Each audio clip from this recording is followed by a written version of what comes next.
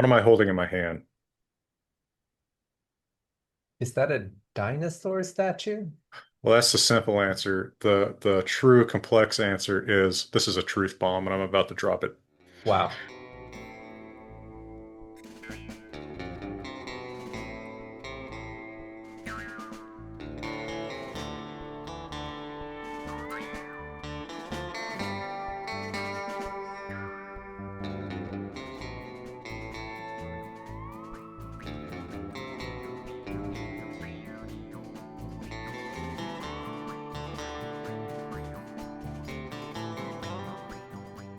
Native speakers are phenomenally bad at evaluating how the verb system of their own language works.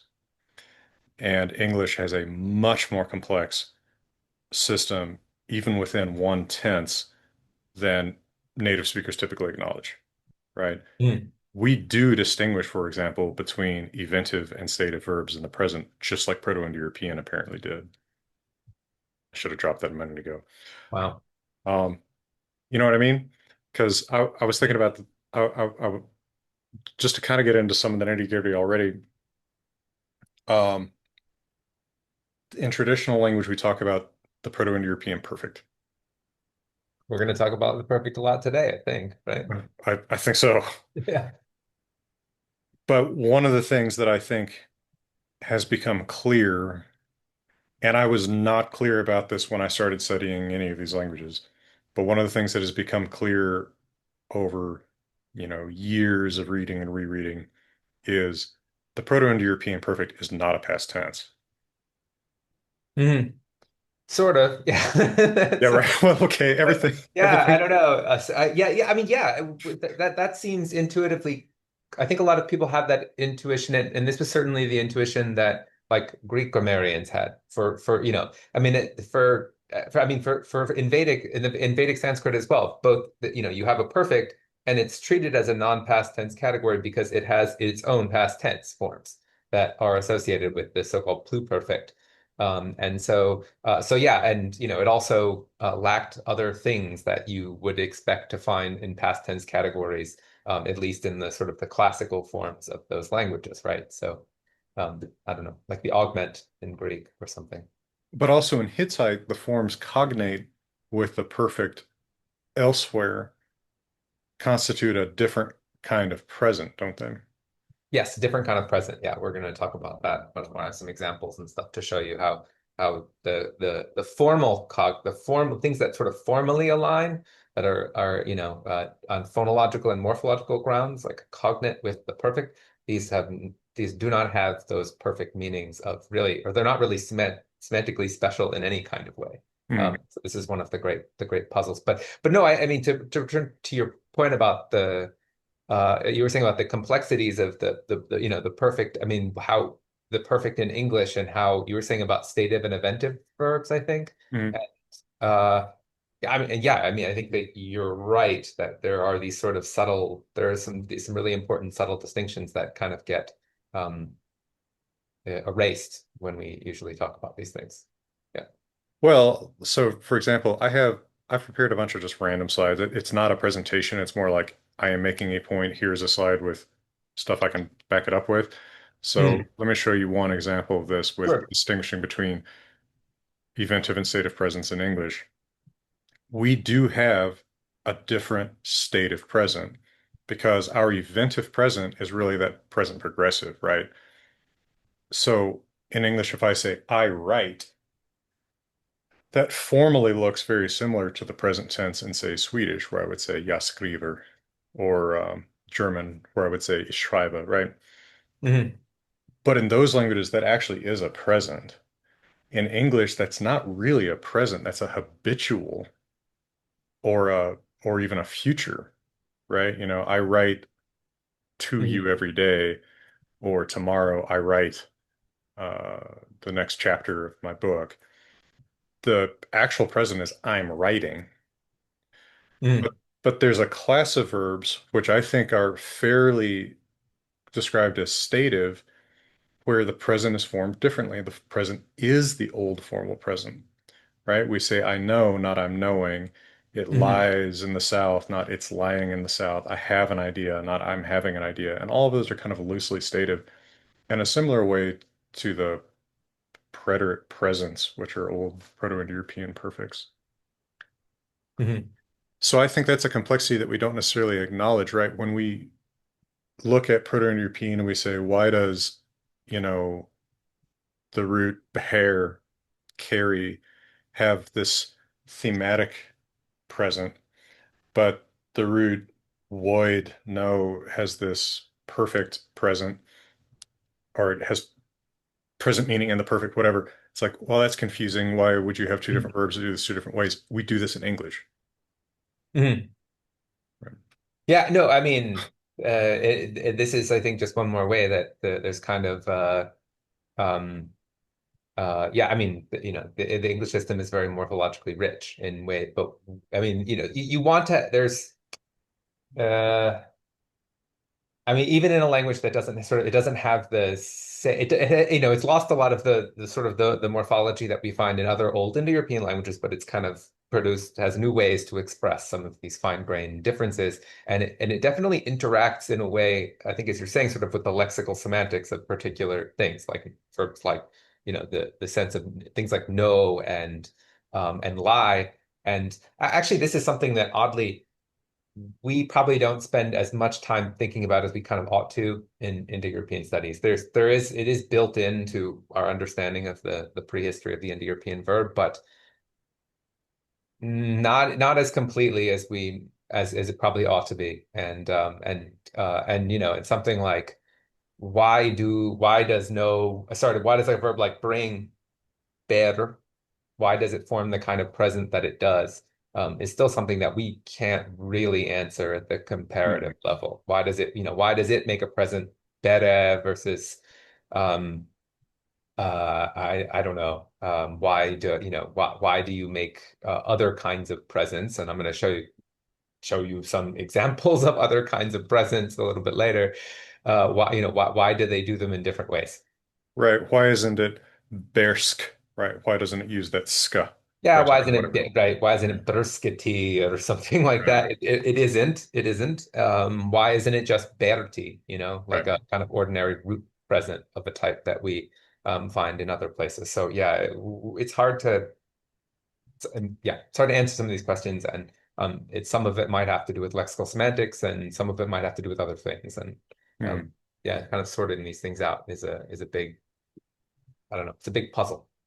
Yeah, and I don't want to propose that I have some kind of answer for a lot of those questions because they may be motivated by historical factors that we'll never know, right? You I mean, know, some of them certainly are, right, and we know that these things can happen because of, one of the things that we're going to see very quickly, like one of the ways that we know that more complex systems verbs or more morphologically rich systems kind of merge into systems that have fewer ways of expressing the same category is that you can kind of see too many ways to do a thing. Do you know what I mean? hmm hmm Yeah, so I don't know. Like we'll talk about this in a little bit, but when you get to the Latin perfect, the thing we call the perfect in Latin or something, there's more than one way to do it. There's ways that look duplicated, and there's verbs that look like they have an S thing in there, and this is why is that true? And well, we can explain this in historical terms as sort of a merger of categories that were both expressed in these sort of different ways. And in some ways, then this is I mean, it's a different story, but this is what we're doing in English past tenses too, right? I mean, we have two kind of discrete ways or two main different ways to form past tenses in English. And although, as you say, there's also these sort of more nuanced ones, but the basic preterite or whatever, there's one way of doing it that goes back to something like an Indo-European perfect, and there's another way of doing it that goes back to, well, something else, the thing with the dental preterites. hmm And obviously there's a huge debate about what exactly those go back to, but probably some kind of a periphrastic formation. Yeah, I guess. I mean, that's the scholarship seems to have settled on, for the lack of a better answer, that it is the imperfect did, which is like the only imperfect in Germanic, suffix to the end of the verb, or actually that is an old imp. Yeah, anyway, it's Maybe. Yeah. There's also a different, I mean, there's different versions of this, but yes, they all involve the verb. I mean, the thing that is the verb do in English, Yeah, right? yeah. As you say. And yeah, so that's you gave one canonical version of this. I think Ringe has a slightly different version of this in his, Proto-Indo-European to Mhm. Proto-Germanic book, but the ideas are similar. Yeah, that somehow that the D that you're getting in or the, what's sort of canonically a D in the past tense is somehow the verb do. I don't remember the exact shape of his argument because it is a subtle variation on that. Um, but I remember that it is slightly subtly different in some way. Mhm. Um, at any rate, um, I should mention, okay, what verbs look like in Old Germanic languages, because that's a good way to start with my audience often being interested in stuff like Old Norse and Gothic, and talk about a little bit of how we get the specific forms that we see there. I don't want to linger on it too long, but just to kind of situate the Indo-European story as part of the Germanic language story. So if we look at something like Old Norse, and I'm just going to quote third person singulars when I show verb forms, we don't have actually an enormous number of morphologically distinct categories. We have an indicative present and past, so he carries, he carried, a subjunctive present and past, he may carry, he might have carried, um, and then we have an imperative carry. And then we have an innovative mediopassive for each of these, which is created by adding cliticized forms of the pronoun sic, him, her, itself. So bersk carries oneself, berosk, they carry each other, etc. All these medial passives are formed that way, but this is unique to Old Norse, and no other Germanic language does that, though it is preserved in the modern Scandinavian languages too. If we look at Gothic, we have a fairly similar situation, but a little bit different. We have that indicative present and past, subjunctive present and past, but we also have a passive, and that passive is the inherited passive from Proto-Indo-European, although it only shows up in the present, interestingly enough. The passive is not preserved in the past tense where it is expressed paraphrastically, it had been carried or whatever. You have to use multiple words like you would in English. But what's kind of striking is you take this fairly stripped down system, although it has its own complexities, and you compare it to another old Indo-European language, and it's amazing how much morphological complexity there is, right? So you take the same root, bear, carry, and you look at this, the forms that Homer uses, right? I mean, we have multiple different tenses, multiple different voices. We distinguish subjunctive from optative, which are one thing in Germanic. Actually, the Germanic subjunctive, quote unquote, is the old optative. Mhm. Um, we have all these senses. This particular verb tends to be have a lot of suppletion, right? So we Mhm. have like future always. So like, there's no perfect example of like I was trying to find like, is there something that No, this is an annoying thing because, right, this is you're working here with the verb that you most typically encounter first thing when you're learning about comparative historical linguistics, but it's kind of a fabulously difficult verb where, yeah. yeah, mostly because we think as far back as it goes, it participated in some kind of suppletion, different, as you say, forms of the verb were made from different verbal roots. And here in Greek, the diversity is particularly high, where it's at least three roots that are represented here.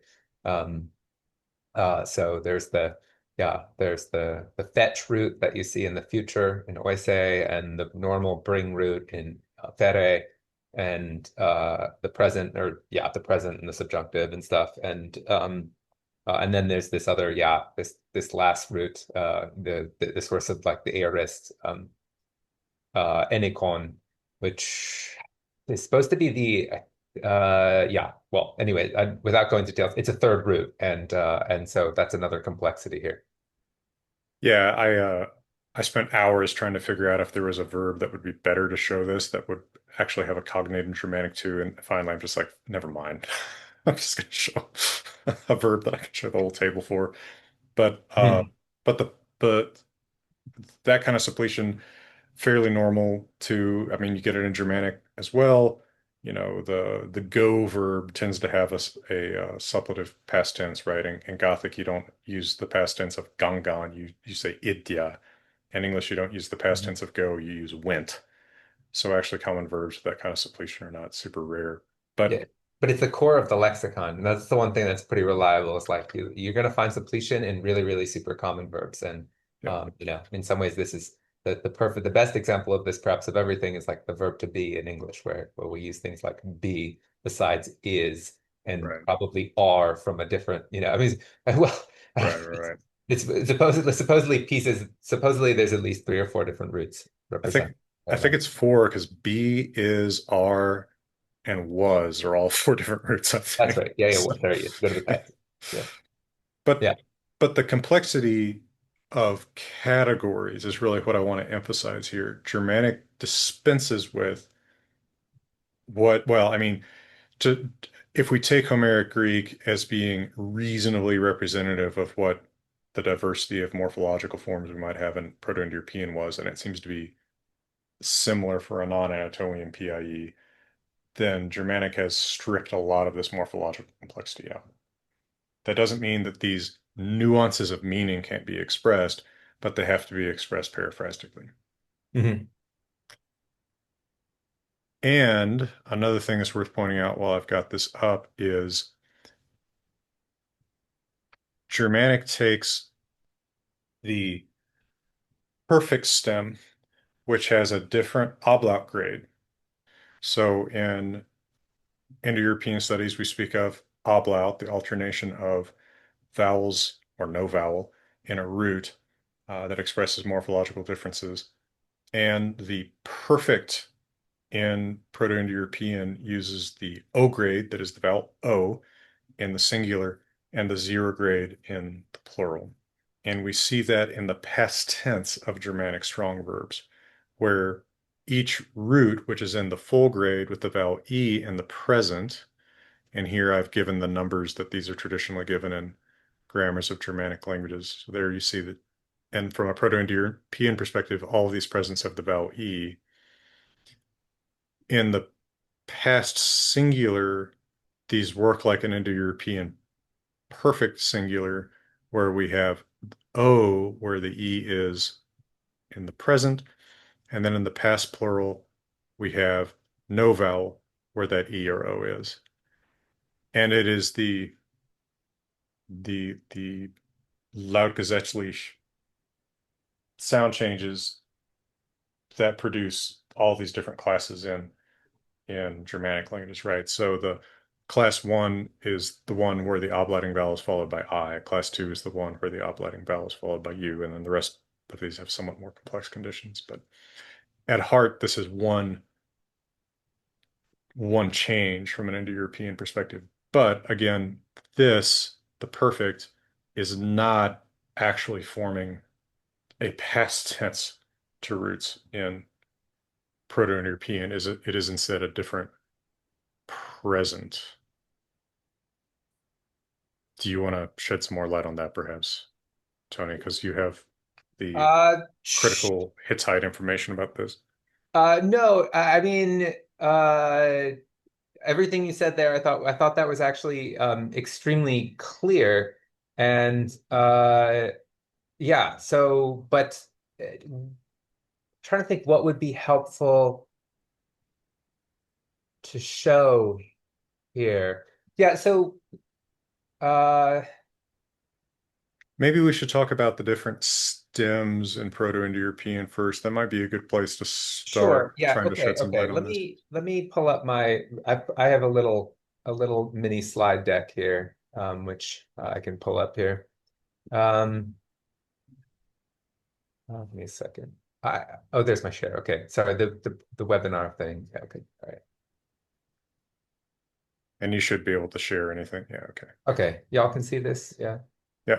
Okay. Yeah. Just very quickly, if we're going to talk about the differences between how these kind of tense aspect stems as we're sort of, basically the situation that you're talking about here, where we've now mentioned the perfect and how that's partially continued um, in the Germanic languages, and also the present, how that's kind of based on a distinctive formation, often one with, as you said, kind of an E grade of the root, and there's this perfect with a kind of O grade of the root.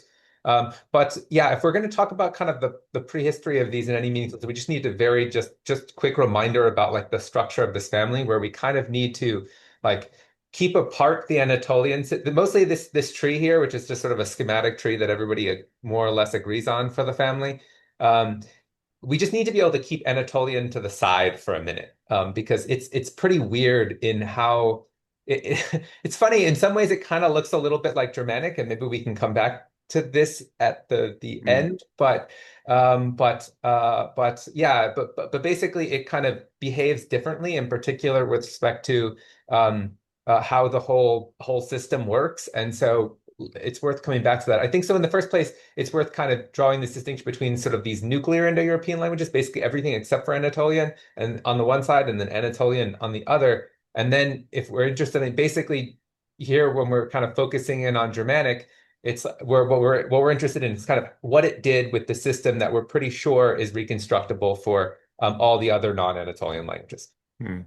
in the first place. And so, yeah, so basically, like when you learn, this is a much simplified version of the richer picture that you were just presenting on the previous slide, Jackson, where you basically, if you learn Sanskrit, it's particularly old Sanskrit, you really have to go back to Vedic Sanskrit to kind of get at this system. Or if you learn ancient Greek, like on the first day, you basically learn that there are these three different things that we can call um, aspect stems, or maybe sometimes people call these tense aspect stems, because tense is to some extent built in particular because this thing we call an aorist basically does not have a past tense. Sorry, does not have it only has a past tense rather. But basically, yeah, like if you're learning Greek, like you kind of have to learn these things in some, and Latin too, for that matter. But you might call them sort of principal parts of the verb, and and so when you learn for Greek, you really need like there's three big ones, and it's your present stem. And so if you're learning a verb like to leave, it would be you'd have a present stem like lepo, and something that we call an aorist stem, elepon, and then the perfect leloipa. And you can see in Greek, and I know I left these in Greek script, but the O at least looks like an O. And so you can see that same O grade of the root that Jackson was just talking about. And here in the present stem, we see that E grade of the root, that vowel that we were just saw in all of the Germanic present stems. The situation, without kind of going to details on Vedic, is basically the same. You have these three stems, and a present stem, an aorist stem, and a perfect stem. And we don't need to dwell on exactly how these things are formed, because we could say more about that in a second. But basically, yeah, these three different stems are sort of at the core of how we think the verbal system was organized. And and basically, then we see this system getting simplified in various ways in other languages. So Germanic is one case. It's sort of a complicated case, and so it's maybe worth coming back to later. But one thing that is very clear is, like, if we take a language like Latin, uh, it has a thing that we call a present stem, and it also has a thing. It has basically like these two main stems, a thing we call present stem and a thing we call a perfect stem in Latin, right? And but when we look at the perfect stem, there's just like a lot of different ways to make a perfect stem. And it's kind of like there's too many ways. This is what I was getting at before, where Mm. there's where there are verbs like Latin wakes it beside a present weho to convey, where you look like you take a kind of S and maybe you also lengthen the root vowel, and this is how you make the perfect to that. Um, Whereas when you take the perfect to the verb kado, fall, you make a perfect kekidit with something that looks like a reduplication, a partial copy of the verbal stem cud, into to the beginning of the word, and that's how you make your perfect stem here. And so like the fact that we see both of these different ways of doing it, of affecting the same thing. Well, in this case, we can trace this directly back to a merger of two categories, that Proto-Indo-European perfect, that's the source of this reduplicated type formation, and the Proto-European, the Indo-European, let's just say S-aorist, which is the source of the S things. And the situation is similar in languages like Old Irish too, where they have a category that you call preterite, and it basically has the same kinds of sources. There's aorists that go in, like this example here in 4a, and there's um, uh, perfects that go into the kind of as an input to to the preterite, and like this form in 4b, and that's this de Dorje was a kind of an important sort of old looking Indo-European form that we can say more about in just a bit. But sorry, this is just kind of building up to what you wanted to talk about. You have all of these different ways to make a present stem in Indo-European, and that's part of what um, I don't know, leads to a lot of the is a source of a lot of the complexity in the Indo-European language. It's like just as ways, there's just many different ways to do it. And probably the most common one is that strategy that we saw well represented in Germanic, where you basically just have what we call maybe a simple thematic present of the type here in 5a, Wegeti, which is this is basically the same thing as we saw in most of those Germanic forms that we were just looking at a few minutes ago. And then we contrasted that with a hypothetical Brusketi, which doesn't seem to exist to that root, but we do have things like Wumsketi, which is the source of present stems in Vedic and Greek, Gachati, Boske, so on. There's even Uh, a couple in Germanic, like, yeah, German Fulchen. exactly, right. Yeah. So we see traces of those, right. So yeah, so this is right. So Germanic is nice in that way too. You're seeing the traces of these different categories. Um, I mean, in some sense, these are all exponents of even already at the proto-nuclear European level, the same category. These are all different types of ways to make a present stem. And actually, that's one of the reasons why people are not totally satisfied with just sort of leaving the picture as it is. We would like to say, well, why are there so many ways to make a present stem? Mhm. And uh, and this is one of the, I would say, sort of say, bigger puzzles in the history of the Indo-European verb. And I think one of the complexities here that can't be understated is why do things show up sometimes in the present that can also show up in an aorist or a perfect? So, Hmm. like if reduplication often seems, we could talk about just how characteristic it is, but it often seems characteristic of the perfect. Why are they I have some reduplicating presence? here's some nice examples we can look at while we talk about. So yeah, right. I mean the perfect. Yeah. So here are some sort of nice looking reconstructible perfects, and you basically have like yeah they themselves the perfect is different from the aorist and the present, at least at the reconstructible level, because it kind of just looks like there's one way to make it, right? Like you have you take the root, you put it in O grade, at least in the singular. It's got a stress on that O grade, and then and you make a little partial copy you basically copy the initial consonant and you put an e and you prefix that to the beginning of it, and then you add these special endings, right? You add these special perfect endings, and and all of those three components are basically what we associate with the perfect, and I mean, maybe these endings, it's worth observing, really, these are distinctive from the endings that we use to make present tense forms, anything to the, present or aorist stem. So these are kind of a special feature of the perfect. But then the way in which the formal properties, I mean, the way in which the perfect is then continued in the languages is a little bit complicated, and it's especially complicated in the Germanic case, and that's what I think we're kind of interested in, right? Well, at least to try to give some kind of account of it in light of the comparative data, yeah. Yeah. But also looking back at the presence and all the different ways of making a present, you have root presence, but Hmm. then you also have root aorists. Right. Yeah. So a root present would be something like like Gwen T kills, nicely with nice reflexes kind of all over the Indo-European world. But things like Hunti in Vedic and Quenzi in Hittite are excellent. And so, right, it kind of looks like you just take, right, I mean, you form these in the same way. You take the root and then you stick on a kind of ending that marks, person and number just directly onto the root. And sometimes, yeah, sometimes like there, it makes it present. And then in other cases, it makes an aorist, like in this form of come, gwent, came, where you just have Vedic, yeah, Agon and Armenian Yekin and things like this. But right, so why is it the case when you take a root and you add an inflectional ending, sometimes that's going to be a present and sometimes it's going to be an aorist? I think almost everyone's answer here, it has to be something about their lexical semantics, but boy, is it hard to say what, you know? Yeah. Yeah. And like I think that again with my example about how we don't think about how complex English can be earlier, this kind of comes up too, because if you think about one of those, what I was calling a state of present in English, I know, that has actual present tense sense, right? We don't typically say I'm knowing. So I know is present tense. But with most eventive verbs, if I just use that simple um, I write, again, that's habitual. So there is a difference in sense between what are morphologically the same looking.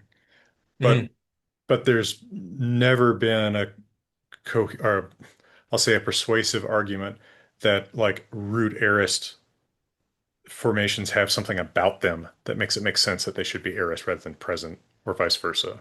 Well, some people try to do this, but it's very hard to do. The usual answer is like, if you are a verb that likes to be used in like telic predicates, basically, then you make an aorist. And he came home. Gwent, this is a good like people, Gwent, it kind of has this natural, if it means come, it has this natural endpoint. And so why not have it be a root aorist? That makes good sense. And then you can contrast with like a verb like goes, which makes, I don't have it up here, but is a classic example of a root present in yeah, in Well, Amy and Vedic Amy and things like this. So, but and isn't so, yeah, go ahead. kills Well, kind of telic that's the too, problem, right? is Yeah. that kills forms a root present. So one way that people try to obviate this, they say, well, it can't have always meant kills. It probably once meant hit, or like hit repeatedly. And beat would be maybe a way of doing it. But the problem is, like, when we actually just look at the oldest languages, it very clearly means kills. Like, that is Mhm. what it means. This is Indra slew the serpent, Ahannahim, the most famous formula in Indo-European, the famous dragon slaying formula. And just all I've done is just take this present stem and put it in the past tense. Um, and it's a present. I mean, that's what it means. It means kills in Hittite, where you have the same kind of famous serpent slaying scene with this serpent monster Ilyanka, and there it is. The storm god. He kills the drag. He kills the serpent monster, and it's Quincy. So it. I mean, by comparative reconstruction, we get this meaning kills, and like how do we then fit that in? This is uh you know personally, I'm a strong believer in this sort of doing this kind of shallow comparative reconstruction, and I'm kind of pretty skeptical of this idea of kind of just reconstructing away this problem. Well, it doesn't really work, so surely it must have meant something different. Like, that doesn't seem satisfactory.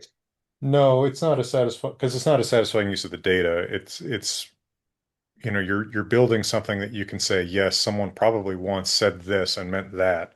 But once you're just like, well, to make it fit my theory, it's like that's a little too That's what I mean. It's like abstract. reconstructing the problem away. And I Yeah. think that's probably not, I don't know, this can lead to, I mean, it doesn't necessarily mean it's wrong. It just can lead there are other places where this leads to bad results. And Yeah. and so maybe. Yeah. Right. I want to explain the languages that we actually see written. I don't want to try to make some kind of perfect Platonic ideal of a Proto-Indo-European that may not have ever been spoken. Mhm. But I have seen attempts to make that Platonic ideal of Proto-Indo-European. Yeah. So I mean the Germanic situation is I mean you're supposed is so I mean it's so strange and interesting because I mean it really it's done something kind of interesting with the I mean just the development of the perfect is really kind of an interesting puzzle. I mean this is Hmm. something that um I mean folks have long known and I mean one can see in some of these forms like things that look kind of similar. I mean, this verb, uh, this thing that gives Vedic jagama, I've come. This is the source of, basically the English word come and its inflectional forms, and um, and it has at least I don't remember what the Old Norse data looks like, Jackson. Maybe you do off the top of your head, but I mean, at least in Gothic, it shows a pretty clear reflex of the old O grade here that you see in Wom. I think you have Quam at least once. So, do you remember how it turns out in Old Norse? Yeah, in Old Norse, the present tense has E grade and the past tense has O grade, but it's a little bit concealed because we goes to O. Oh, okay, So okay. What does the it'll actual form look like? Like comma, short O in the present, yeah. yeah, But that's from Quemon. I see. So it doesn't. So it does not show a reflex of an old O grade is basically the It does in the past tense. yeah, okay, yeah, the past tense, in the past tense. Yeah. Yeah, Yeah, okay. okay. Yeah, so past tense is komu, or Yeah, quamu in really early text. Yeah. right, So exactly. it really just looks like Gothic effectively, right? Because Gothic it's quemon, quam. Mhm. No, that's exactly the result we want to have. But yeah, I mean, I mean, obviously all these glosses I've thrown onto these perfects are somewhat approximate. They're not maybe as precise, but I was trying to capture here is something kind of that takes us back to the point we were talking about at the beginning, which is like we think of the perfect as having this kind of resultative stative or stative meaning. So like a kind of, they describe a kind of resultant state or just simply a state. And it kind of depends on what kind of verb you're dealing with. Um, Something that's like pretty clearly a state is something like the verb to remember, where something like Greek memona and Latin memini both mean like I remember, but they are within their kind of systems. They in Greek it's a perfect, in Latin memini is a so-called perfect, but these are kind of like they stand out for being kind of not past tenses, basically Hmm. in the way that some of the things that are other perfects have this kind of more past tensey type meaning. Things like yeah, um, Gwegwone has killed. Like that is definitely the sense of Vedic Jagana has slain. Somehow you did the thing, it's completed in the past, and you're using the perfect maybe because it's still somehow kind of viewed as relevant in the present moment. But it's not really it's a pure state in the same way as I remember Hmm. pretty clearly is. And yeah, and I mean, I think when people learn Latin, you learn this as kind of an exception, right? And you learn it as in the same way as when you're learning Old Norse and you learn the word no, right? The special word no, which actually have on the slide here. Well, not the Old Norse forms, but the sort of cognate Indo-European forms. You learn it as like, oh yes, it has this special present meaning. It's a present perfect uh, Hmm. or or Pre present predator. preterite, Yeah, yeah, predator preterite present. present. Yeah. Yeah, exactly. Yeah. Which, I mean, that's a fascinating example of how when we like anything we want to say about what tense implications the perfect has, we have to explain these very old looking formal perfects that in all of these languages have a state of present sense to them, right? Remember is a good one because that also shows up in Germanic, right? That's Gothic munon, gamunon, and Old Norse muna. No, can, shall, may. I mean, there's 15 of these in Germanic. And part of what's interesting about them is those so-called preterite presents in Germanic don't have reduplication. Mhm. But it looks like the perfect, as it is used as a past tense for strong verbs, did have reduplication, and that it actually used more classes of strong verbs in Proto-Germanic had reduplication than do in any attested uh, Old Germanic language, because very often the vowel that is in the past plural of attested Germanic languages in the, I'll just say the perfect, Mhm. goes back to the reduplicating vowel.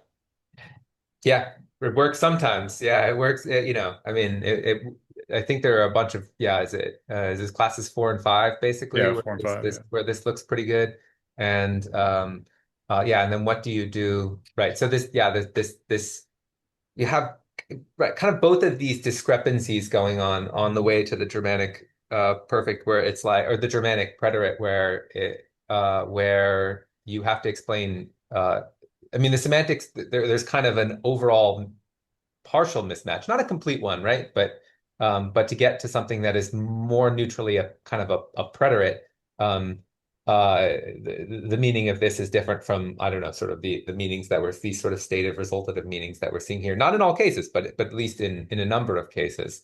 And um, yeah, and then it's this reduplication thing. It's like, well, okay, some cases we can get rid of it, classes 4, class 5, maybe a few other places, maybe. There've been certainly interesting work trying to get rid of the reduplication on the way to between these very regularly reduplicated perfects that we find in Vedic and Greek and in traces and Latin and other places to the Germanic situation where it's like, well, mostly not reduplicated and yeah, this is hard actually. I think this is harder than people normally acknowledge. Hmm. Hmm. I mean, it's one of those things where it's like, well, clearly all of this is one system, but what does that original system that all of it comes from really look like? Mhm. And does reduplication somehow mean something, I'll maybe put that in quotes, different from what the switch to O grade means, right? Because, for example, I don't think there's any evidence anywhere of the void verb being reduplicated, No, right? I mean, everywhere that it shows up, it's not. right. Yeah, this is like the famous good great lexical match. I mean, there's even more forms up here that are relevant, Latin weedy and so on. You know, Weni weedy weechi. I saw. I came, I saw, I conquered. Yeah. So is that archaic? But the meaning in Latin is different. That's kind of the that's an interesting thing in Latin. It's Yeah. kind of gotten developed the eventive meaning too. Um, but yes, yeah, this though that I mean that feels like it has to be an archaism of this verb. I mean, I think almost everyone agrees that one way or another, there's that all of the unreduplicated form of this particular verbal root has to be extremely old. But then it kind of gets you into this question of well, how old is the reduplicated perfect itself? And yeah, that itself is kind of the Anatolian data in particular kind of makes one um, uh, cautious about this, cautious about Yeah. projecting it back too far. And this is not a resolved question, but it is a puzzle. Yeah, I was about to say this is an interesting place to bring in some of that Anatolian data because it seems like, I mean, and this is something that I think people often forget in discussions about this.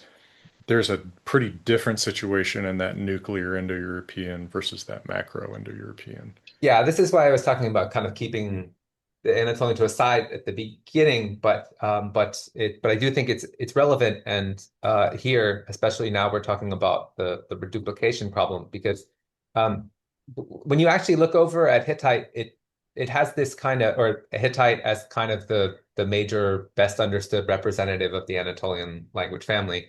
The other languages, for what it's worth, everything I say here can basically goes for them. They do represent they have in trace form basically continuance of a system that very clearly looks like the Hittite one.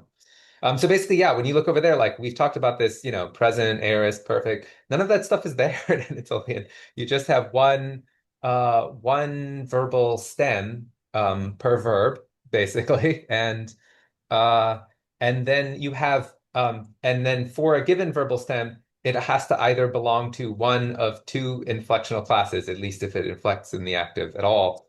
And these have different sets of inflectional endings. There's one that we call the me conjugation, and there's one that we call the he conjugation, and we call them these things simply because of the first person singular ending that is attached. So you have Hittite verbs like ape, to take, which is forms of first singular ape me, I take, and then on the other hand, there are verbs like in 9a, dahi also means I take, but it has this ending p on it. And so that's the he verb. And they differ elsewhere too. So notably, they differ in the third singular too, where you have an ending c in things like Hittite wurtzi washes. And again, with the same basic meaning, Hittite ari with an ending just e in the e conjugation in 9c. Um, yeah, the reason I picked these particular examples is just simply to show that, like, there is no there's nothing about the meaning of a verb that really predicts which of the conjugational classes that it's in. It's just a Hmm. property of the verb. It's kind of an arbitrary thing, and um and yeah, I mean, this is going to become interesting because as we're going to see in 1 second, these he verbs that we're looking at here on the right, the endings of these in particular, and to some extent their root vocalism, once we allow for kind of regular sound change, these look like perfects. That's really the great puzzle of the Anatolian languages. And so when you look at something like dahi, this thing goes, so the Hittite long ah here goes back to an Indo-European root o, and uh, the ending he here goes back to an ending H2E, which is something that we can see very subtly in the nuclear Indo-European languages in forms like Greek memona, where Hmm. that ah, instead of the ah color of that vowel, rather than the sort of that we see um, in Dedor Ke, see here in the third singular, that's telling you that there was one of those funny Indo-European laryngeal consonants that colored the vowel from e to ah. And so basically in their root vocalism, o, and their endings, he, these H2E conjugation verbs in Hittite, these look like perfects.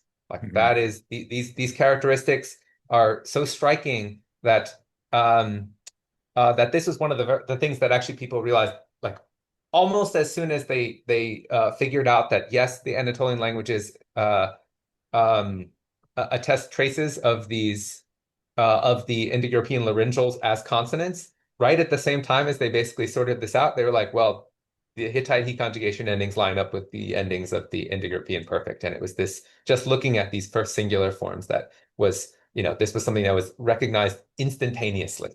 Which I think is really cool. In fact, there were some folks who suspected it even before then. I think this suspicion goes back as early as Frosny and the decipherment of Hittite. So anyway, so this is really kind of I mean, it's striking if for those of us who spend a lot of time studying these goofy old languages. And yeah, and so anyway, to kind of bring us back to the puzzle that kind of got us here, one thing you might notice about these verbs is that they aren't reduplicated. Hmm. They in many ways they do look like the perfect, but not the reduplication. It's not that there are no reduplicated he verbs. There are, it is there to some extent. In fact, memai here, mema, um, to say, that is reduplicated. And so, it's not like you cannot have reduplicated verbs, but it's just not a characteristic property of he verbs in the way that it is perfects. And Hmm. so this makes us start to think of the Germanic situation, right? Where you have a thing that has hallmarks of the perfect, O grade, the inflectional endings, we see these things coming through, and actually they're kind of playing out in the languages, but they aren't reduplicated, and we also don't see the resultative state of semantics, right? Because as you saw in Hittite, these things can just mean anything. Hmm. Uh, they can be stative, they can be eventive, they can be, Oh, and those uh, are great examples too, yeah. showing three different verbs that all mean the same thing. Yeah, I mean, maybe there are subtle differences, but they're if so, they're extremely hard to recover from the texts. And but yeah, they're definitely it's just very clear that semantics do not seem to be a good predictor of which one of these, whether you're a he verb or a me verb in Hittite. Yeah, it seems as arbitrary as whether it's a ar verb or an ir verb in Spanish, right? It's like it's just Yeah, it's almost just different conjugation classes, quote unquote. yeah. Well, I mean, I don't know. We don't try to predict our strong and weak past tenses in English based on semantics either, right? Yeah, yeah. That would be a disaster. Anyway, so look, I mean, this is cool because the question is, what do we do with these facts? And this is really one of um the big puzzles that's out there in the history. I mean, really, this is kind of a Germanic problem, but it's one that could have implications for the family. So, I mean, I guess normally we think of, like I said, in this kind of tree here, we think of Germanic as kind of just another a sort of nuclear Indo-European, or even I've used this term inner-Indo-European to leave out Tocharian, but it's kind of like we don't think of it as fabulously archaic in the verb. At least this is the modern kind of understanding of it. We sort of would say, okay, well, while the perfect had sort of fully developed its characteristic properties by this stage, by Proto-Nuclear Indo-European, and Germanic just got something that looked like, well, basically it got what Greek and Vedic got. Hmm. Uh, and so that would mean a fully reduplicated perfect stem with the relevant endings and also the resultative stated meaning. Um, but is that correct? Hmm. In some ways, like I said, it kind of looks more like Anatolian, where you have a situation where only some of the verbs were duplicated, and there was maybe a wider range of meanings. Um, this would be kind of weird. Like we don't think of, so this there was an older idea, and you can actually find, yeah, this in kind of an older vein of scholarship where maybe Germanic really was old in this way. Like it was an art, it was archaic in this way of actually preserving, yeah, maybe a wider, a situation where not all the perfects were reduplicated, and maybe they had a wider range of meanings. Um, uh, it was an idea that was out there. It's one that kind of people is not so much in favor today, um, but but is I mean I think at least interesting to consider, because it's very hard to know what to do with it otherwise. I mean, as you said, you can get rid of reduplication in some of the classes. You can sort of say, oh, okay, by phonological change, some of these old reduplicated perfects could become things that look unreduplicated, or at least they don't look obviously reduplicated to speakers, Gable and so on. Hmm. Uh, Hmm. but but yeah, I mean, I don't know. It's But yeah. but I think it's an attractive idea to suggest that Germanic is not inheriting a necessarily reduplicated perfect because Mm. the preterite presents show no evidence of reduplication, right? You look at something like skull, and it's the same ablaut grade. It would be a class 4, right? Mhm. But if it were a class 4, we expect the present to be Gothic scaloon, but instead we get Gothic schooloon, which shows not a bit of trace of the reduplicated vowel that we see in a regular class 4, like Namoon or something like that they took. Mhm. So is in fact Germanic inheriting a situation, like you said, that's a little bit archaic, where reduplication can be part of a perfect, but isn't always, and it gets generalized in only maybe certain classes of strong verbs, where like maybe what they're inheriting is like it's an option, maybe it's like a, like to speak kind of loosely, and an intensifying um, Mhm. effective prefix or something. Yeah, I mean, yeah, I suppose no matter. So, in order to kind of have an answer for this, one just has to have a theory of the relationship between the the he conjugation and the perfect, and that's like this other big problem in Indo-Europeans. I mean, how do we get to like assuming that whether Germanic or not inherited that perfect, we need to get to a perfect that definitely had these properties in maybe everything except for, you know, of voide, in at least in the Yeah. prehistory of going into the prehistory of Greek and Vedic Sanskrit, right? Like I mean, Greek and Indo-Iranian. So yeah, this is kind of difficult. It, this is a less hard problem if you adopt the solution that most Indo-Europeanists favor these days about how to relate the perfect and the he conjugation, and it basically would mean starting with something that looks more like the he conjugation and kind of trying to take the derive the, let's say, the Greco-Indo-Iranian perfect out of kind of a subset of those formations, ones that in particular were reduplicated and kind of had the right semantics. This is the position that's been influentially advocated by Jay Jasanoff especially, and I think that the majority of Indo-Europeanists believe it today, although there are certainly some holdouts, for instance, in Leiden and maybe other places. But that solution at least could get you there, right? So like you start off with things that look more like he verbs, they're kind of unreduplicated. Some are reduplicated, some aren't. You know, you kind of trace these things forward, and some of these are going to go on and grammaticalize as the perfect. The only thing that's, I mean, I think the majority of Indo-Europeans, I think, are prepared to subscribe to that view. It's just the part about Germanic somehow not inheriting the same situation as Greco-Indo-Iranian, I think, is a tougher sell for some people. I mean, Hmm. it just in so many other ways, Germanic is the morphology can be in so many other ways. The morphology can be derived starting from something that looks like what we reconstruct primarily on the basis of Greek and Indo-Iranian, that people are very reluctant to see other things as possible archaisms. But Right. that doesn't mean that it's right. I mean, it's just, people, I think people build up these intuitions, and I don't know, sometimes they need to be reinterrogated, I guess.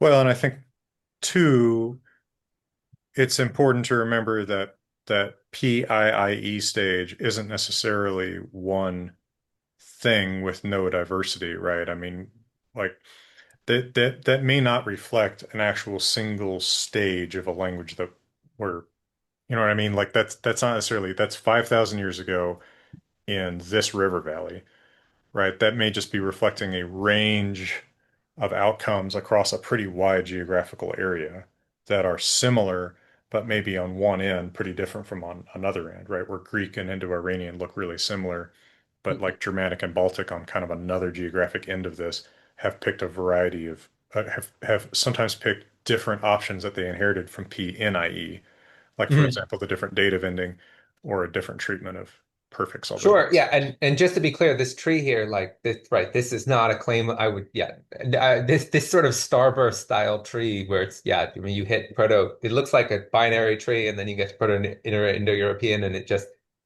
goes back to like the old fashioned, everything springs out. Oh, surely this is not the reality, and so yeah, this is the kind of innovation. I mean, I shouldn't say innovation.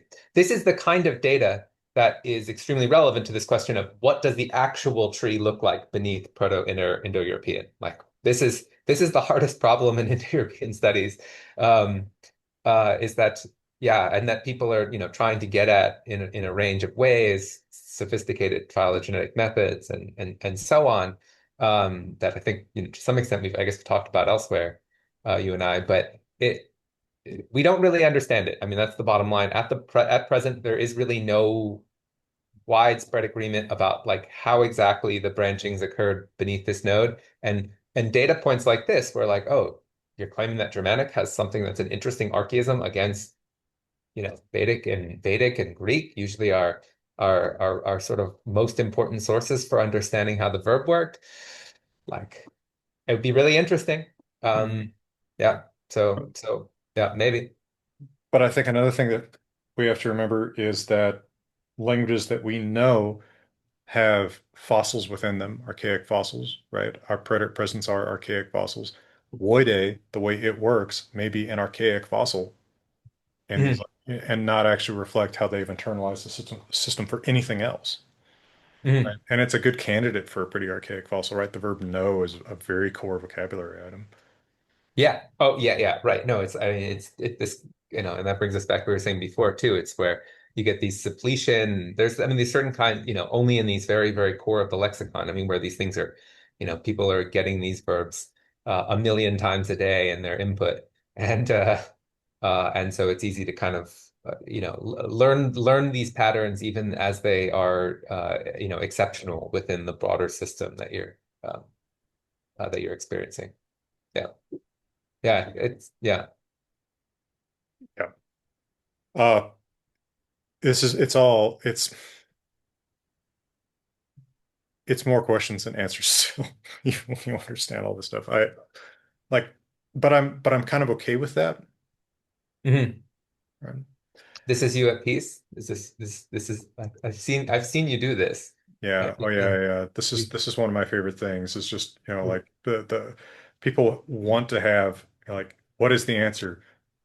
I am at peace with not having the answer. I have the data Mhm. and I'm interested in more data, and maybe that will get me closer to the piece of having the true answer. But like the true piece is in saying I don't necessarily have to pretend that I have an absolute answer to this. Mhm. Yeah, I'm not totally at peace with this, frankly. I'm going to be honest. I'm not at peace.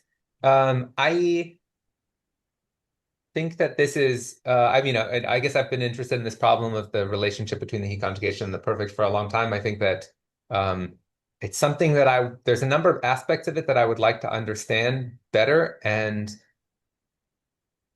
I don't know, I wonder if this could offer some clarity into them. I'm not a Germanicist, bottom line. I'm not going to solve the Germanic side of this. Um, but I do wonder if there is if there is something in reviving this kind of older view that the Germanic verb could be interesting and archaic in this way, and would welcome folks um, to sort of take as a starting point something that looks more like the he conjugation and try to see if this could get you to the Germanic data in a more sensible way. I'd love to, I mean, I think an approach that combines like both getting rid of reduplication phonologically in some places, and then also starting with this sort of morphological starting point that includes some more unreduplicated verbs. Really, kind of could have enough juice to kind of get you to the Germanic situation, but I don't know. Hey folks, we'll be back to your regular presentation in a moment, but for right now, I'm here at Grimfrost World Headquarters Longhouse with Johan Hegg, and I just want to remind you that if you have Viking needs, you have a Viking supplier. Grimfrost really cares about getting things right, and if you need replica, well, anything, right? Shields, helmets, weapons, board games, cool t-shirts, hats, all sorts of accessories like that. You can get them at grimfrost.com together with my books, and they ship just about anywhere in the world. So check them out. It does help support the channel. Someth said reduplication as a requirement might be a common parallel innovation in Greek and Sanskrit rather than an actual inherited feature of all nuclear, i.e., I think we were, as we discussed, yeah, question mark. Yeah, that would be the sort of the possibility that I was alluding to, but again, this is an old. This had some traction for a long time, but I don't know. It's it's I would say currently not in favor, but as a kind of non-Germanicist, I don't feel like I'm really equipped to assess this, but it doesn't seem crazy to me. I mean, it does mismatch what we sort of think about other things for the like kind of for the tree, but I wouldn't rule it out. And, I think, well, I think effectively all the same data I do, and certainly have a better command of all the Anatolian data. But I think that part of what shades this is, although not as much as 200 or 150 years ago, we all know, Greek and Sanskrit. And because there's such a good match between them, we're all tempted to say, like, oh, this must be the original situation when they agree about something. But it may also be that Greek and Indo-Iranian are part of a later group that's innovated in some characteristic ways that is different from languages like Germanic that may not be part of that. And the augment may be part of that I was going to innovation. say that's a hell of a way to make the transition into the Yeah. augment. Yeah, I agree. Yeah, I think the augment is absolutely one of those things. So, um, yeah, and there I would say that the consensus is kind of goes the other way now. I mean, yeah, the majority of practicing Europeanists favor the view that the augment is some kind of an innovation. It's just not. Um, yeah, it's sort of the exactly when and where, but the fact that it's Greek, Indo-Iranian, Phrygian, Armenian, everything that's kind of in this kind of like people sort of kind of a Sprachbund type situation where, either somehow these do form a tree, form something more tree-like at a relatively low node in the greater scheme of Indo-European, or it's kind of a thing that came up and got spread by aerial diffusion. Mhm. Oh, And Phrygian. How could I forget Phrygian? I'm so sorry for yeah, all for the Phrygian heads out there. nice. I'm so sorry, guys. The Phrygian has the augment too. I'm the biggest Phrygian head there is. Uh, but I thought, speaking of the augment, Ian Hollenbaugh's dissertation on this Mm, was uh, so well done. mm, I mean, in not only looking at all the data in the Rig Veda and the Homeric text, but like in making an argument about what this is actually doing that was coherent mm. and novel. Uh, that's the best dissertation I've ever read. I think it's great too. Yeah. The augment is a super hard problem in the places where we have enough data to really understand it. I mean, let's just so basically we're ruling out Phrygian, there's not enough data. Armenian, it only survives in this kind of phonological distribution where it's like if you're so small that you would be monosyllabic without the augment in a past tense, then you use the augment. Um, but in Greek and Vedic, I mean, I guess, or Greek and I should say Greek and Sanskrit, I think there was an idea that we have a good sense of what the thing does, and I think he was pretty showed that not only is that wrong, it's really complex both individually, like it's really quite it's complicated as a problem within Greek, it's complicated as a problem within the history of Sanskrit, and then when you kind of really work towards figuring out either one, you find that actually reconciling the picture between the two of them is a little bit tricky too. Yeah. And yeah, his dissertation does makes a lot of progress on this, I think, um, and it's still something that he's working on. So I'm kind of excited to see where it goes. Well, and I'll share screen on the screenshot I sent you with like the mind blown emoji or something, um, because I thought that it really kind of it was where I think I suddenly had that moment of like enlightenment where for those not familiar with what the augment is, it is a prefix in Greek and Sanskrit generally on past tense verbs. Depending on what stage of these languages you're looking at, it may or may not be kind of optional. But making an argument about what it does is difficult because it will appear or not appear in places, whatever you argue it does, it will appear or not appear doing that thing. And what he more or less argues is if I, and I hope I'm giving this a fair shake here, just off the top of my head, it says pay attention to this verb. It is doing something that it would not be doing without me. It's it's saying, okay, so like without the augment, it is more likely that you have a concentrative sequential meaning for the verb. With the augment, it is more likely that it has a stative resultative meaning, which it can have without the augment, but that's less likely. So the augment is flagging, here is a verb in a sense that it would not as often have without the augment. it's so here's my English analogy for this. The augment is you know. Mhm. So if I tell you I had to, eat it, what does mean? It doesn't necessarily mean anything on its own, but in the context of our discussion, I'm flagging that verb eat and saying this may not literally mean eat. So perhaps we're talking about a financial transaction I had, and there was some surcharge, and so I had to, eat it, right? So I'm saying like it's not literally eat, but I'm flagging that there's something unusual about eat. But that may also mean Mhm. in a different context that I'm saying it's a very literal eat.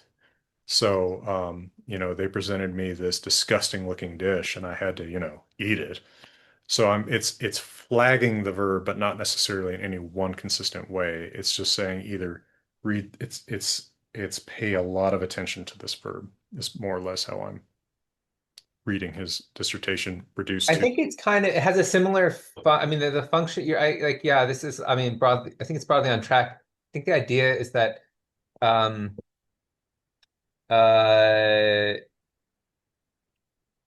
yeah well yeah the out and now I mean so I think your example was kind of like oh a place where kind of is calling attention to something special about the lexical meaning of the verb, right? I mean that's kind Yeah, of good. but His thing is just saying yeah his thing is kind of like this keyed to the spectral domain, basically, right? It's like right, what, right. yeah, it's sort of like has to do with what kinds of spectral readings um you're going to be likely to find. And one of the things I think that's most interesting about his findings is, you showed his sort of a summary of his results for Homeric Greek, but what's so puzzling is like when you look at Vedic, and he's very good and took the Vedic data seriously in a way that I think most people kind of hadn't. They just Mhm. well, basically they just took what Carl Hoffman kind of said, more than half a century ago and just sort of rolled with it. Um, it's different. Like he finds he finds that it works differently. And Mhm. I guess this is so startling because maybe as eventually kind of what the augment kinds of end up doing, looking like if you look at the later stages of the languages, kind of just looks like a past tense marker. And that's the way if any of y'all encounter a description of the augment um, in most standard handbooks of Indo-European, it'll say something like it's associated with past tense marking because at least in late, like in classical Greek, that is what it does. Sure. You get augments on imperfects and aorists and pluperfects, all of the past tense categories. You don't get them on presents and imperfects and all of them. You don't get them on modal forms, where obviously you're not really talking about a true past tense in the same way, even when you're building them from like the aorist stem. So yeah. So anyway, it's really interesting that they end up they end up going at least toward or in the same direction as of this tense marking function, but they themselves are not originally tense markers. And indeed, when you look at the oldest material in both Greek and Vedic, those are not the same either, I Mhm. suppose, is Mhm. the really the hardest part about this puzzle, I think. Yeah. Yeah, and I think, yeah, so my example was to what you're right was too lexical. Yeah, it Uh, was about lexical meaning. But I thought the example was good. I mean, I thought that's a nice point, is it kind of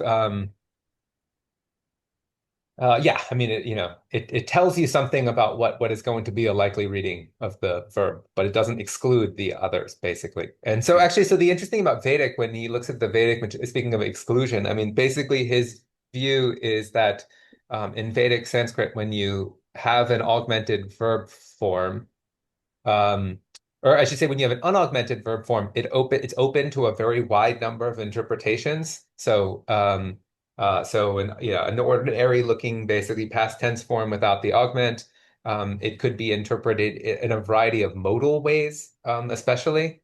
So you can have like performative things, and like there's a super famous example of this, which almost everybody who's spent any time with the Rig Veda knows. It occurs at the beginning of the dragon slaying hymn in the Rig Veda, the most famous version of that myth. And the guy says, you know, the manly deeds of Indra, um, Pravocham, I will speak forth. And it clearly means I shall do this right now, as a kind of performative present. Like this is the action that's going to take place at this instant. And um, but no augment, no augment, right? So like this is available, this kind of modally interpretation of what otherwise looks like a past tense form is kind of available because uh, in the absence of the augment. But if you put the augment on, you couldn't say this anymore. Right. Right? Like the augment restricts it to really being it rules out all of these modal interpretations that are otherwise sort of inavailable to the more unmarked form. And Mhm. yeah, It so constrains the set of interpretations one way or yes, another, but doesn't specify the interpretation from within that set. I think that's right. I think that's kind of that's my understanding of it. But I'm also not a semanticist. But yes, I think that's right. I think that that's correct. Yeah. I think it's cool, and I don't think that. Yeah, folks had definitely not approached the question this way. In fact, they had basically just, I don't know, they spent a long time trying to ignore the Vedic data because it's Yeah. hard, and Yeah. people were like, well, Carl Hoffman did this, and surely he got this right because, um, uh, uh, but no, in this case, it seems like he kind of decided on what he thought the interpretation of these things would be, and picked some forms that looked good, and ignored a lot of stuff that doesn't look so good. Well, and yeah, absolutely. And it's what so many people do. And I feel like the same problem has faced the interpretation of another aspect of the early Germanic verb system, which is that ga prefix, right? Because you get all of this vague, like, oh, it's an aspect thing, right? But like, I don't know, man, that shows up in the same tenses in the same places, right? Wolfilla will use it or not, in almost exactly the same sentence. And I've effectively wondered, like, is this, the Germanic augment? And I'm not saying it's descended from the same thing morphologically, but Mhm. is this doing something very similar where it's constraining your set of interpretations or kind of flagging it and saying, like, interpret this a little bit differently in the way that you normally wouldn't? Is this, Mhm. the Germanic, Um, and I've been and that dissertation really got the juices flowing for me as far as like reading Mhm. I reading agree. It, carefully. it gives you a whole set of sort of tools that I think folks don't have in mind when they're approaching these kind of problems. Mhm. And I think that's I recommend it to all of my students basically. Well, I make them read it, so but mostly because I think I even now having taught some of this material now for years, I still find it hard sometimes. Mostly, again, it's just not my training. But I do think that it's can be it's I mean it's been he's I think Ian's work has been really insightful, and I think that applying some of these tools might yield insight into something like the Germanic problem, which again is another one that people haven't totally understood. I think there the situation is can be harder. It's like where do you look like so if you would like how would you go about a diachronic study of these things in the same way? It's not like, oh, you can easily pick and say, oh yes, let's focus on these earliest texts and take them as the most important evidence. And it's kind of like, yeah, I mean, we have you get to Gothic and you just have what you have, Yeah. and With maybe Old Norse would be an interesting case. I don't know. within Icelandic, I think there's enough of a time depth that you can make some diachronic points. Because what replaces that ga prefix is that separate word or ov, and it shows up and to start with, if you're looking at poets in the early 900s, it's in exactly the places where ga is in Gothic. Mhm. So, for example, the verb munan in Wofila means to think, right? It's that memini verb, but ga munan is remember. So Mhm. he Yeah, he of course. he very strictly uses those quite separately. So same thing in Old Norse Eddic poetry. By the way, I think I'm making a point that has never been made publicly by anybody, as far as I know. Muna means something else, some mental thing, think, intend, whatever. But muna is remember. Hmm. So it's very consistently very, very, very like Gothic. Um, so I think that you can make some diacritic points. Is that because that does break down, right? Hmm. By the 1000s or so in poets, you see a lot of confusion about which one is which. But in early poets, you see no confusion about it, and it's that prefix that makes the difference. That sounds cool. It sounds like a cool problem. Yeah. No, that's uh there's work to be done. Yeah. And just looking in the comments here, work to be done in Balto-Slavic. Silmuth was asking some questions about that. Can't find good resources quickly, but I think Balto-Slavic doesn't show a duplication either, except for a few verbal roots. I don't remember any Balto-Slavic language well enough to remember exactly. I am not also. I thank you for giving me the out and say I'm not also not a Slavicist of any kind. I've done a little more on Baltic, but no, my memory is like right. So I mean, but the thing of that about this isn't so problematic, right? Because you don't get the perfect really continued in the same way in Balto-Slavic, right? I mean, they have this great. I mean, in many in interesting ways, Balto-Slavic is informative. It seems to be very informative. I mean, it keeps this kind of a spectral system going in a way that the other Indo-European languages don't. I mean, even the modern Slavic languages have these kind of, I don't know, aspect-based system in a way that most languages like Germanic or something has shifted to something that's primarily sort of organized around tense. But yeah, I guess as far unless I'm misremembering, like the Slav, we don't really see the perfect continued on in Slavic, and so the lack of reduplication is not really a problem. I mean, right? So the problem is if you see all these formal reflexes of old perfects and they don't show reduplication, that's really where the puzzle in Germanic um, is. I think there are O-grade stative verbs that don't continue perfect endings. Yeah, those possibly relevant. I sorry, just to repeat the question. I think it's observed that I think there are O-grade stative verbs that don't continue perfect endings. That might be true. I don't remember. It's possible that the O-grade statives though could come from other places like I don't know. Among other things, Jay Jasenoff talks about the Molo presence, but those aren't usually stative. Where would the O-grade statives come from? There's also like the O-grade so-called iterative causatives. They're sometimes causative and sometimes iterative. Could those yield states? So I just don't know enough about Baltic-Slavic to really um, to comment on this in any real detail, except to say that as far as I know, yeah, the like really things that look like they continue the perfect proper, um, even just sans reduplication, like we don't have that same problem as we have in Germanic to the same degree. I was just looking up because I thought, what is the no verb in Balto-Slavic, right? Because I thought maybe that would help us get a little bit closer here. I mean, you see Polish widzieć, so it looks like these are coming from an E grade. Um, Old Prussian has weist, to know. That sounds old. That sounds like a potential perfect. Yeah, that sounds like a perfect. Yeah. Yeah, I think that uh there are Slavic reflexes of the no root in particular. Yeah, I was going to say also outside of that's Baltic, but Slavic has these too. But I think like I said, the kind of the perfect generally is on the way. Anyway, I shouldn't go any further and get more things wrong about Balto-Slavic. But Yeah, I'm not going to teach myself Lithuanian live on air, but yeah, yeah. but Although, yeah, it's a good reminder to that I should know more about these things. Yeah, my really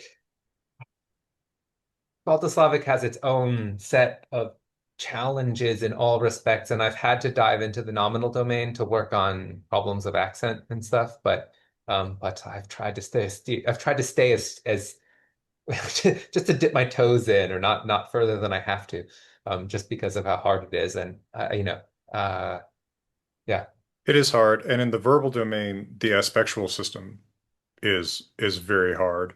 And of course, people try sometimes to connect that aspectual system to Proto-Indo-European, and I think that's very hard, right? I'm not sure that when you're looking at that imperfective versus perfective aspect in Balto-Slavic, that you're looking at something that necessarily continues Proto-Indo-European categories. Um, but maybe. right? I mean, I think that it's kind of tough because you look at something like these ska presence or yayo presence versus root presence in Proto-Indo-European, and it's like sometimes it looks like these have meaning, like the yayo seems to be denominative often. Mhm.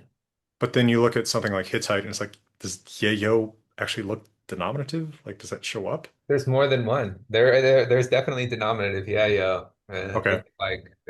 Yeah. So like, I don't know. What are examples that come like off them? I don't know. There's one to sort of like basically the word for weaving is based on the word for like a spindle, or I'm not a great weaving expert, but like the tool that you use for weaving, it's called a hulali, and to weave or whatever is hulalia. Okay. And so it's Okay. like the same verb as that. I mean, this thing is it's there's a number of nice looking denominative examples, but of course there's also the primary verbal looking yeah, yeah, Hmm. continued in a number of places too. So Which uh, Germanic too, right? Germanic too. Yeah, yeah, Yeah. yeah. That's a harder one. I feel like yayo is a harder one for talking about meanings, but like there are verbal affixes that very clearly do have meanings, and this kind of gets at a problem that we didn't talk about today, and maybe we could talk about in some future conversation, just because it's such a big one. But whether the aspectual system of, the present aorist, so leaving aside the issue of the perfect, whether the present aorist split is something that we should reconstruct for Proto-European, or whether that itself is something that developed at some point within the history of the languages. Because Hittite obviously doesn't have it. I told you there's no aspectual stem contrast of any kind. And then there's this and then we come back to that question that we started with, or when talked about a while back, about this kind of formal diversity of presence. There's like all these different ways to make a present. You have a suffix ska, a suffix yayo, a plain simple thematic present, root present, nasal infix present. And nasal infix present is the one that I wanted to mention just because it's where it's a morpheme that pretty clearly has a kind of meaning attached to it. Hmm. Uh, there's a number of examples, especially true in Hittite, but also to some extent in the Nuclear-European languages, you can see that it's a kind of transitive or causative type morpheme. Um, and so yeah, it basically has, so in Hittite, you have verbs like hark, to die, and harnig, to kill, with a little ne, with what is the historically reflexive that ne morpheme kind of stuck into the middle of it. And Hmm. it very clearly like takes the verb and a kind of sort of a change of state, intransitive present, and take or intransitive verb, and turns it into a transitive verb.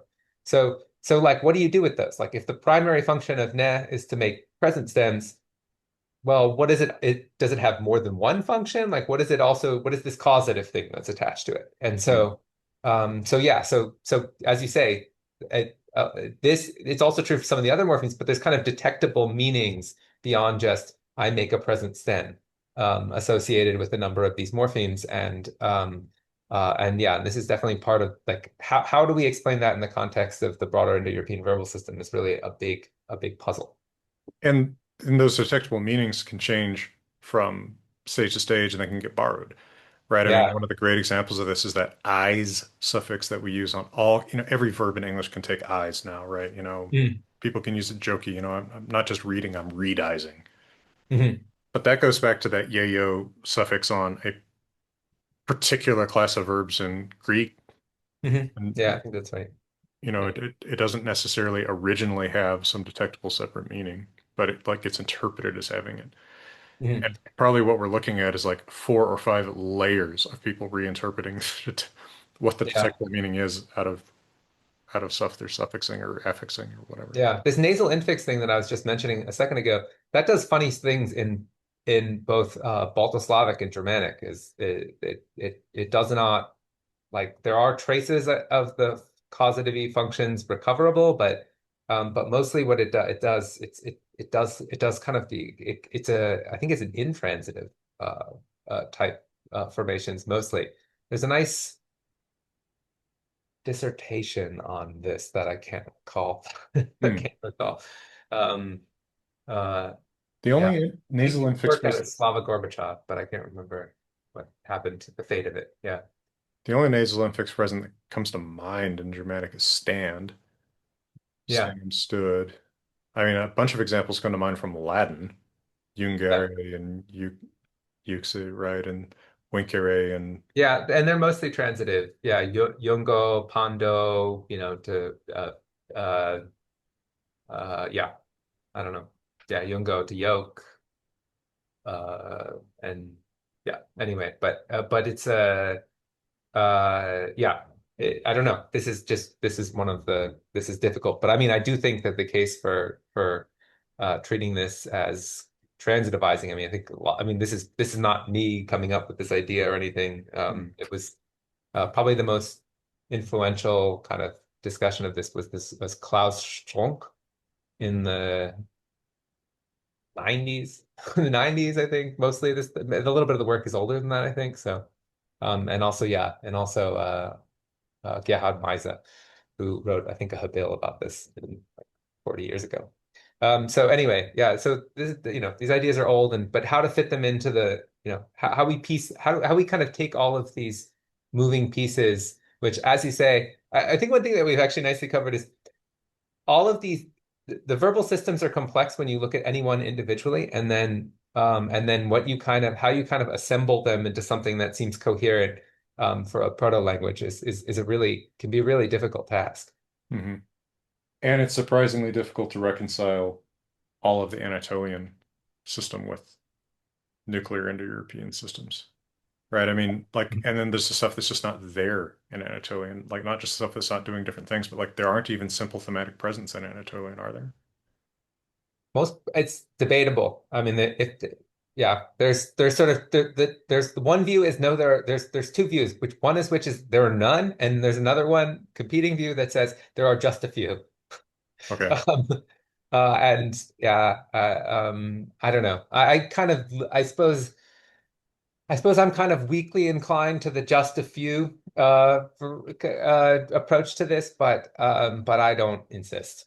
It's kind of I mean, regardless, I mean, regardless, it's puzzling, just because this is the obviously most productive way to make a present stem in the nuclear Indo-European languages, and um, you know, yeah, whether the genesis was an innovation of sort of post-Proto-Indo-European, or whether the development of it somehow it winning the day. I mean, either way, it's kind of an interesting innovation. Hmm. So, in summary, what can we say? Throughout history, Indo-European languages have had many versions. I don't know. Just what's my Yeah, high I school mean, summary? Indo-European had rich verbal morphology. It's continued in complex and different ways. Some categories were lost, and their functions were filled by new innovative formations. Other times, the sort of the categories themselves kind of live on, but their meaning in with new and different meanings, which kind of fill other functional gaps in the systems as we find them. Yeah, but I guess the fun part about, I think, working on the verbal systems is that they're just so interconnected. You can't work on just like a little piece of them without kind of having an idea about how the whole thing works. Yeah, Um, and yeah, this to makes them kind of more interesting. I mean, I just think this is part of what makes them a really interesting problem yeah, for comparative historical linguistics. yeah. And everything informs everything else, right? I mean, Mhm. everything that you learn about how one of these languages works informs you about how the others might work. And I also think that Indo-Europeanists benefit greatly from studying verbal systems from outside Indo-European to get a sense of how just what possibilities there are for how these things can be organized. Um, Mhm. you can see, I mean, especially in Amerindian languages, you can see so many different ways of organizing a verb, and it's good to see like the simple past, present, future organization that we learn in elementary school is a vast simplification of what the possibilities are. Yeah, yeah, yeah. Agreed. I think this is, but there's plenty of room here, and maybe we can revisit this again down the road. Maybe when you've solved the gap problem. Yeah, I'll probably solve that. We'll probably end this conversation probably like 20, 30 minutes later. I'll have a firm answer about that. Yeah. Hmm. Uh, yeah. That's how these solutions happen. They come, just they come in a moment of you find the perfect. Actually, no. Actually, this is a nice way of saying. I wanted a nice thing that comes out of Ian's work is, I think, especially is clear out of Ian's work, but maybe out of others too, is like unlike some other types of morphological argumentation that you see this, I don't know, in other, especially used to reconstruct aspects of Indo-European nominal morphology stuff, like like there's not going to be like smoking gun examples when you're trying to understand like how tense an aspect work, how um uh yeah, I mean, yeah, I guess that would be a particularly salient example where it's like, oh, you're not going to find like one usage of something of a verb and be like, ah, yes, I now understand how this whole system works.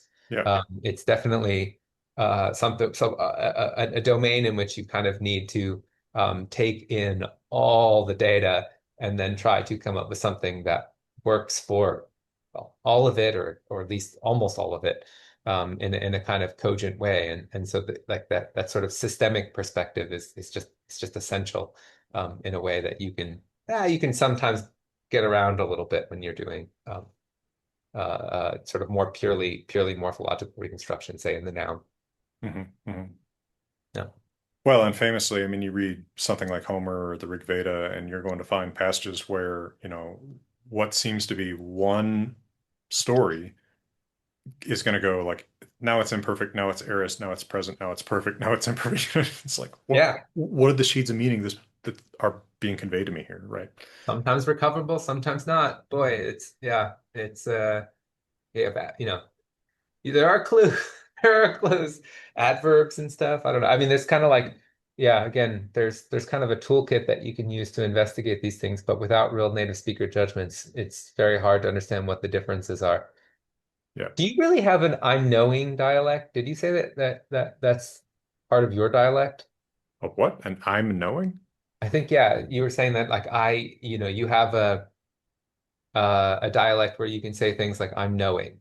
No, no, no. I was saying that's not what you do, right? Because it's sort of a state of present, right? I know. Yes, yeah. Um, yeah, what I was saying is that native speakers don't say I'm knowing. Like I'm knowing is a weird No, thing it to say, sounds right? bizarre to me, but Yeah. you had some, but you did have some example on your slide of like of something that I can't say but is okay in some other dialect of English. Did Like, I? yeah. Okay, hold on. I think this is the slide you're talking about. Like I pretty much wanted to put like these as effectively like asterisks, right? Oh, these are bad. Okay. Yeah, yeah, yeah. Okay. I So now I like see. I was like, this is really what I mean because all of these are sort of they kind of stated, right? I need it, I want it, I miss. They're not eventive, right? It's not I'm running, I'm walking. Where I run or I walk sounds habitual or future. yeah. Yeah, this was part of No, my no, I truth agree that bomb. this is that like ordinarily statives are at least, incompatible with this kind of progressive Yeah. morphology and in English because yeah, but I just okay, now I see. I was wondering if there were some dialects that allow this kind of thing. I I don't mean, think so. and But by the okay. way, modern Icelandic has the same distinction. Modern Icelandic has a present progressive that's used for eventive, but uses the old inflected present as a stative. So English and Icelandic have both developed in that direction, um, which I think is curious. There are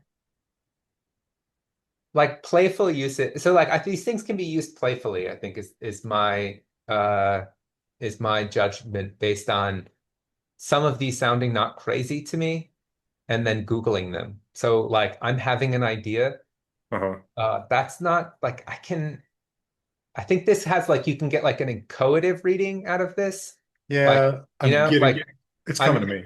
it means it's come, yeah, something like, like, oh, something is, the wheels are turning or something. I'm working towards having the state of having an idea. And I Googled it and there seem to be hits for that. I mean, Okay, yeah, but I would argue to you almost that that is experiential rather than stative. totally, totally. It definitely does not. No, no. That's the interest. I mean, it definitely does not mean the same thing as I have an idea. Yeah, It's right, right. but it's interesting way of kind of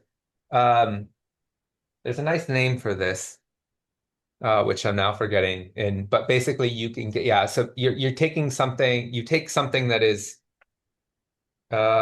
like a bit of morphology that is associated with a particular meaning, and when you apply it to something that it's um, I think this is just called recategorization, I think, or something like it's got a fairly generic name. This is like um, people talk about this in the context of like plural formation to mass nouns. Mhm. So like when you say um, I'd like two beers, right? Or something like this, where it's like, oh, you'd like two like you can't really beer itself is a mass noun like other liquids, water, whatever, but you can kind of take the plural morpheme that normally just means more than one of a thing, and when you add it on, it kind of gives you these like an instances reading Yeah, right, in these cases. Like right. you basically take the thing and you break it up into countable bits. And It's a it's a plural of a collective. right, but it's like a so you get like a special meaning when you redeploy um morphology that's sort of otherwise wouldn't work for something. Mhm, mhm. Yeah. Yeah, And it actually, can yeah. and it can be playful or depending on context, yeah, it can kind of switch, like I said, the aspect of it, right? That I'm having an idea more experiential than stative. This is almost a nice transition for that eventual aspectual conversation where I don't know, maybe we could get Ian in the mix here. He was just talking about this in uh he kept using this example, I'm eating cow. Like how you can say this. There are like certain like right. So like normally when you eat the form of cow that you eat is beef, right? Yeah, but I'm But eating cow. But in special cases, you could say, I'm eating cow. Like, and I mean, it has this obvious marked meaning. And that's like, oh, it's like, okay, it's like a special use in that case, right? It, Uh, it definitely sounds like you're flagging something unusual that you're well, doing. it's like, I don't know, you can say, yeah, they don't eat cow. That sounds okay. I Okay, mean, that yeah, makes sense. Yeah. you're talking about people who have like a religious objection to this or something. Because they're not opposed to the meat exactly. It's like, oh, it's really the being that, you're trying to bring that out, that it's particularly the sacred nature of the animal or whatever.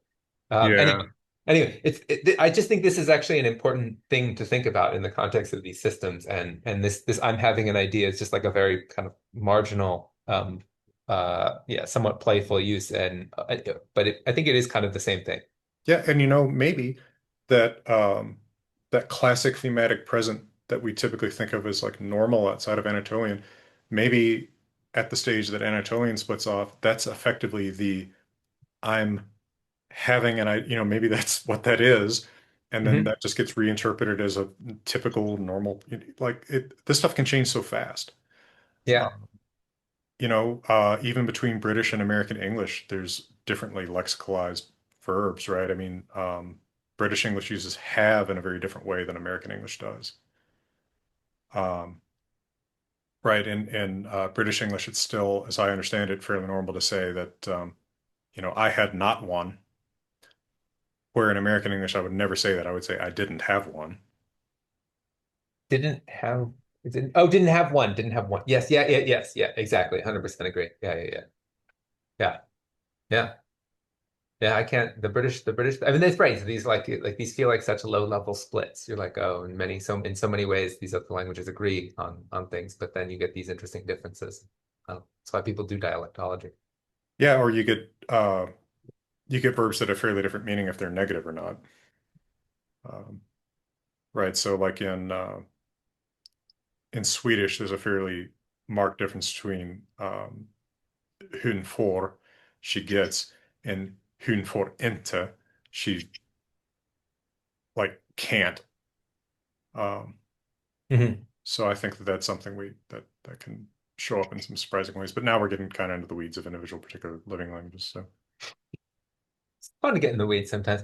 Um, I'm looking, I looked briefly at the questions. I'm trying to think if there's anything that I can say that, in closing, basically. So mileage of thinking of things as a written language. That little inverted.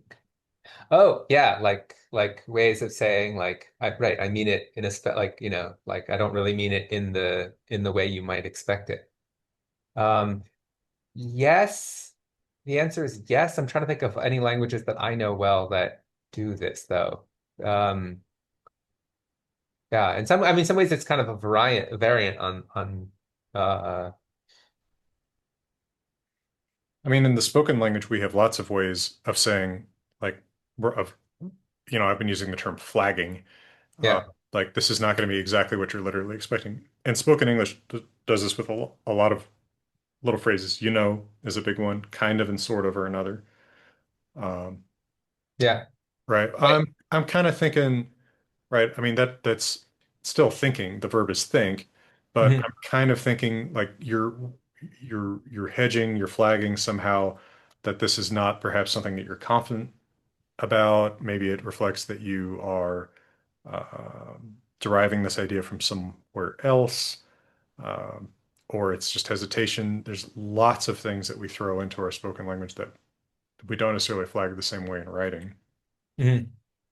Yeah, 100% agree. Although, yeah, as someone, I think someone mentioned like, oh, you could use italics or something as a way In of marking writing, this yeah. in writing. Kind of something has the special meaning that's just different from you're not going to tell them what it is, but it's just you're saying, oh, this is different from the ordinary meaning, the Right. ordinary usage of this word. Which Yeah, I think is a nice way of thinking about the augment, yeah, as I understand it.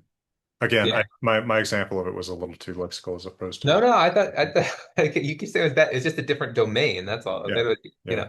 Um, yeah, but yeah, no. So I guess my feeling is yes, and I think there are a range of different ways. Obviously, English uses these sort of these little short clauses that mostly flag these things. But I think there's probably languages that just have like particles that do it this way. In the same way that like we don't really have like quotative particles properly in English, but lots of languages have things that you could sort of describe as quotative particles, basically, Mhm. that appear in mo I mean, in quoted speech, but I think probably also for similar purposes like these, in the same ways we, air quotes, I guess. Mhm. Yeah, well, and a lot of these things, like air quotes, uh, are meta or supra or extra linguistic. Um, for example, one way that people indicate quotative in spoken English, at least where you can see one or another, is and he said, well, the people like shake their head, and that's the quotative, right? That's right. Gestures. Yeah, yeah, yeah, yeah. Yeah. Yeah, people do, right. These are other types of gestures in addition to the air quotes themselves. Yeah, I 100% agree. Uh it's all relevant. It's all relevant. What do you think? Should we I I kind of gotta get Yeah, in. that was a lot. Yeah. That was very generous of you to take your time. No, no, I'm happy to do it. We should do it, but we'll promise everybody that it won't be, I don't know, a year or something like that. We'll do this again soon. This was fun. Okay, and I'll share with you some of the questions that because we got a lot of questions when I posted that you were coming back, and let you pick what might be a nice theme for the next one because there were some really good questions. Oh, cool. Yeah, I would love to do that. Yeah, I'm absolutely game for what the folks are interested in. It's like I said, it's been fun to teach all of these problems to people who spend their lives or are going to go on and spend their lives thinking about this. But I think it's also fun to try to answer these things for a broader audience. And Yeah, me too. yeah, it's like I don't know if we all have these questions, and maybe it'll be reassuring that often the specialists even don't really have answers. We have ideas about what the answers might be, but it's all there's a lot of work left out there Yeah, to be done. real human language is complicated in ways that speakers themselves don't always even understand. I'm having an idea. No, what? No, I'll have an idea for next time. Okay, well, this was fun. Thanks again for having me. It was nice to thank you all for being excellent participants. It was nice to do this, and well, yeah, we'll do it again soon. All right, I look forward to it, sir, and I'll be having an idea before then. Sounds good, Jackson. Take it easy.